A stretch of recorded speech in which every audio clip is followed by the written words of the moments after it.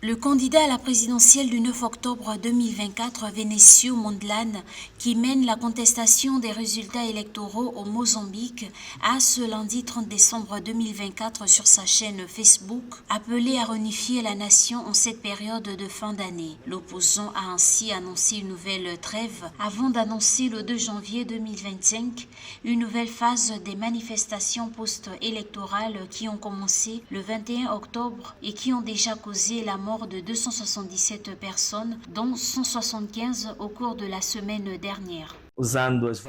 C'est un jeu de ceux qui ne veulent pas quitter le pouvoir, qui organisent tout ce stratagème pour créer un climat de terreur parmi la population afin qu'elle n'exerce pas son droit de manifester. Les hommes d'affaires croient que ce sont les manifestants qui ont détruit leurs entreprises. Rejetant la décision du Conseil constitutionnel qui présente le Frélimo comme vainqueur des élections d'octobre, Vénécio Mondlane a réitéré son ouverture au dialogue, accusant le parti au pouvoir et le chef de l'État de rejeter la médiation internationale pour une sortie de crise.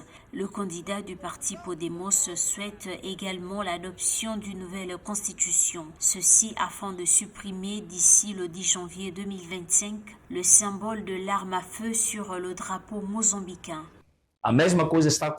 Les protestations ne s'arrêteront pas. Ils veulent nous diviser. Et la seule méthode qu'ils utilisent est la terreur. Pour que nous puissions poursuivre notre objectif, le peuple mozambicain doit se réunir, comme au début des manifestations. Tenons-nous à nouveau la main et chantons l'hymne national. Cuisinons dans les rues pour restaurer l'unité entre voisins.